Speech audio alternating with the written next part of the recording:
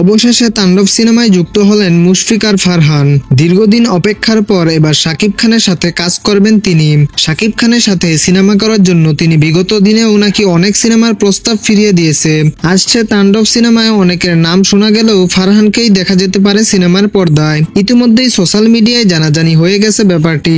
শাকিব খান এবং ফারহানকে নিয়ে অনেকদিন আগে থেকেই লেখালেখি হয়। বিভিন্ন সেলিব্রিটির পোস্টেও ফারহানকে নিয়ে কথা বলতে দেখা যায়। এছাড়াও ফারহান ভক্তদের দাবি কেমিও চরিত্রের অভিনয়ে তাকে দেখতে চাই। সত্যি কথা বলতে তাদেরকে একসাথে অভিনয়ে বেশ মানাবে। শাকিব খান এবং ফারহানকে একই স্ক্রিনে যদি দেখতে পাওয়া যায় তাহলে হাজারো ভক্তের মনের ইচ্ছে পূরণ হবে। মূলত তাণ্ডব সিনেমায় কেমিও চরিত্রে আসলে কে থাকবে তা এখনো অফিসিয়ালি জানায়নি। তবে সিনেমা পরিচালক রাফি জানান, তাণ্ডবে কেমিও চরিত্রে বিশেষ কাউকে দেখা যাবে।